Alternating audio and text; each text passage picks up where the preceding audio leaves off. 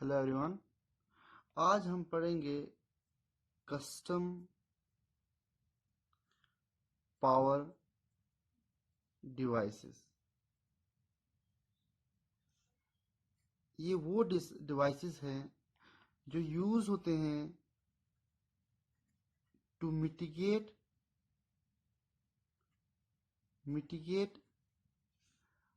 Power quality problems in the distribution system.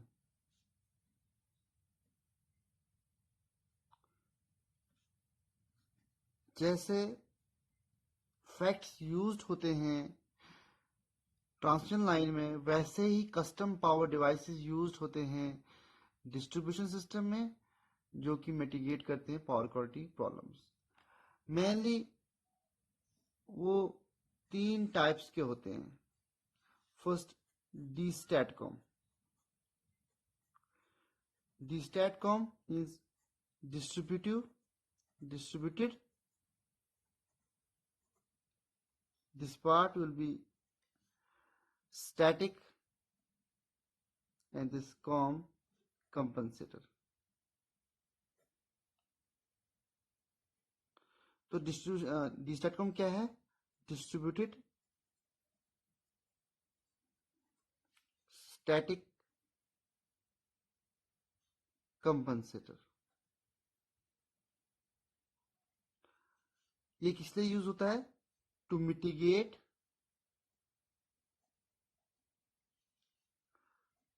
Current based problems, current based PQ problems. कौन कौन सी current based problems होती हैं distribution में? Like reactive power, then we have harmonics होती है current में problem है। अनबैलेंस्ड लोड,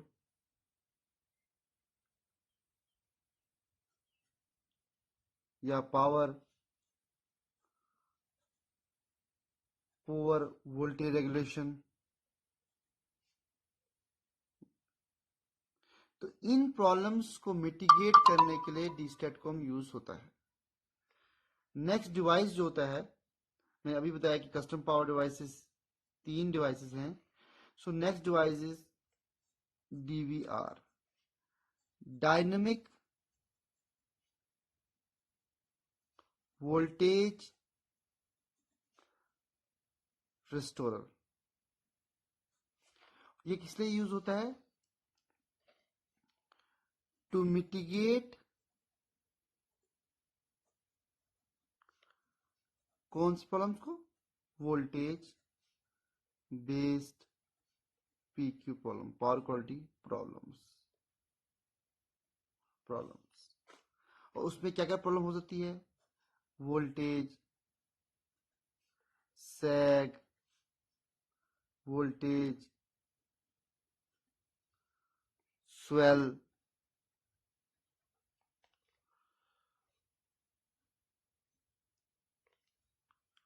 वोल्टेज हार्मोनिक्स,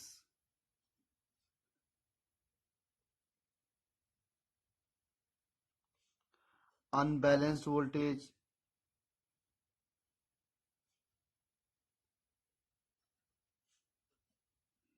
और भी बहुत सारी प्रॉब्लम्स हो सकती है वोल्टेज में। सो इन सब प्रॉब्लम्स को मिटिगेट करने के लिए डीवीआर यूज होता है, that is called as dynamic voltage restorer, इस वोल्टेज वाइज प्रॉब्लम्स की। थर्ड डिवाइस जो है that is UPQC, means universal power quality conditioner.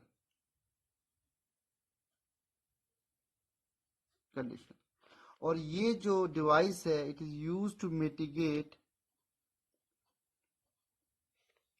both current and voltage based PQ problems.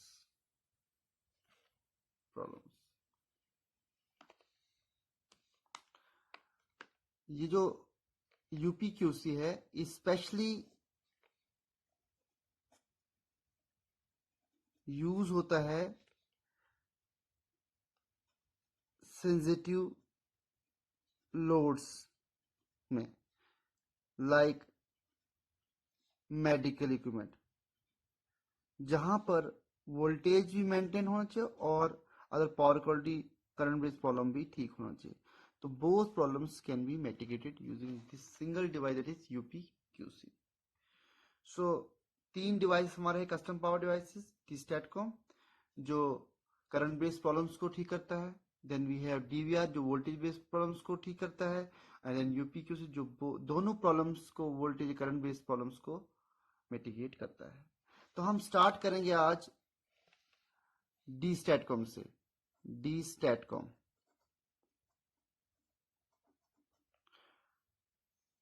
अभी मैंने बोला था D-STATCOM is distributed static compensator, कुछ बोलते हैं स्टैटिक सिंक्रोनस कंपनसेटर। क्या मिटिगेट करता है? मिटिगेट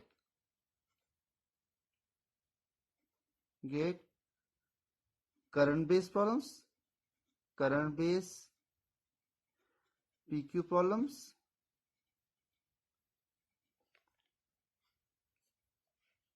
इसको कंट्रोल्ड रेक्टिव पावर सोर्स भी कहते हैं, और इसको जो काम है with the help of works with the help of converter, वो कन्वर्टर कैन बी VSC और CSI, micro controller,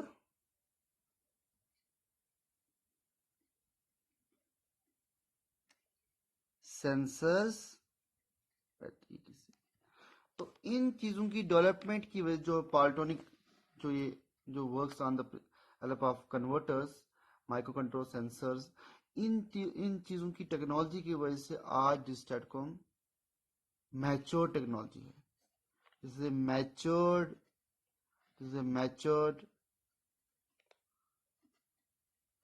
technology.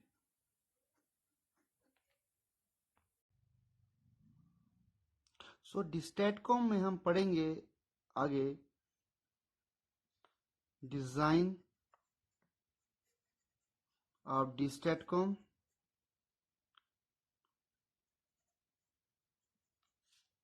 then its control, simulation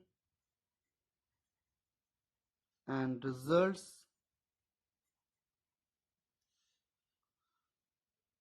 configuration भी पढ़ेंगे हम इसके, कुछ न्यूमेरिकल प्रॉब्लम्स भी अंडरस्टैंड करेंगे। तो इन सब से पहले हम स्टार्ट करेंगे, will start with power quality problems क्या क्या होती हैं डिस्ट्रीब्यूशन सिस्टम में, specially current based problems in the distribution system.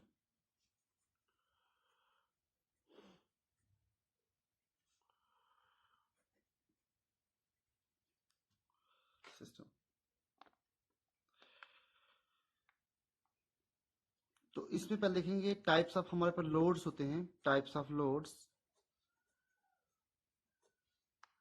First जो मेन जो लोड हमारा है that is linear load. Linear load वो होते हैं जिनमें वोल्टेज और करंट के बीच में लीनियर रिलेशनशिप हो, लाइक दिस वन। इसमें load specially resistance, inductor, capacitor आते हैं, ठीक है, इनके रिलेशन नहीं होता है। बट अगर हम रेजिस्टेंस की बात करें, it is just a dissipating device whereas जो इंडक्टर और कैपेसिटर है दे आर स्टोरिंग एलिमेंट्स। जो रेजिस्टेंस के अक्रॉस, जब रेजिस्टेंस के अक्रॉस वोल्टेज अप्लाई करते हैं, वोल्टेज और करंट का जो फेज होता है इसमें that is equal to 0। So power factor जो होगा, पावर फैक्टर cos फाई होगा, that cos 0 is equal to 1। अगर हम इंडक्टर, प्योरली इंडक्टर की बात करें, जो वोल्टेज करंट का रिलेशन है, करंट लैग करती है वोल्टेज को 90 डिग्री से। It means that phi is equal to 90 degree, तो cos 90 will be equal to 0। Similarly C जो होता है, करंट लीड करती है वोल्टेज को by 90 degree, so phi will be minus 90 means cos of 90 degree will be 0। दोनों case में power factor बिल्कुल 0 है, means there will be no active power. ठीक है, तो इसको अंडरस्टैंड करने के लिए हम कुछ फेजर डायग्राम बनाएंगे। सो इसमें जो फेजर डायग्राम बनेंगे रजिस्टर लोड, वोल्टेज और करंट जो है सेम फेज में होते हैं। यहाँ पे in inductor current lag by 90 degree, this is V, and here current जो होती है लीड करती है by 90 degree, 90 degree, this is IC voltage. But ये इनका एक्चुअल में लोड जो होते हैं वो कॉम्बिनेशन ऑफ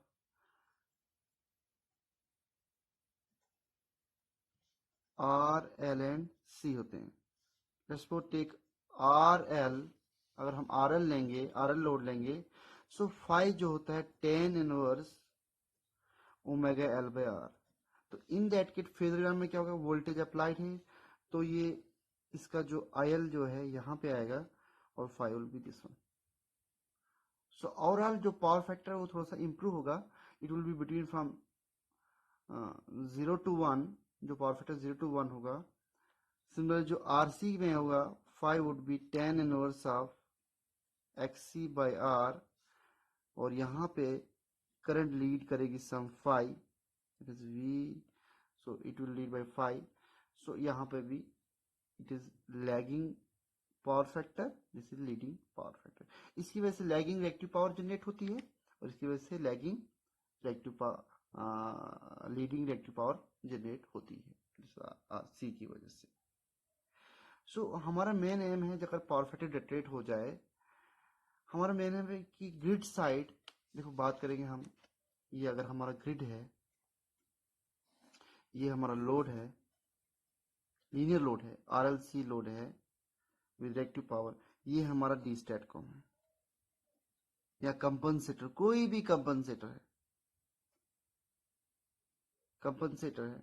हम चाहते हैं grid side, source side, voltage और करंट के बीच में फाई जो है 0 हो, even this is 45 degree, here phi voltage current के बीच में एंगल जो है VS और IS का, दिस IS एंड इसकी 45 डिग्री। अगर ये लैगिंग है, it will provide this current will be, this IC would be, ये एक लैगिंग हुई, this would be leading current, ये क्या प्रोवाइड करेगा, लीडिंग, और ये लैगिंग होगा। इसकी वजह से पावर फैक्टर इंप्रूव हो जाएगा और लॉसेस विल बी रिड्यूस्ड। अब देखो फॉर्मूला क्या होता है, P is equal to VI cos phi, so I would be P by V cos phi। अगर phi cos power factor, this power factor, अगर ये इंप्रूव हो गया मींस करंट डिक्रीज हो जाएगी।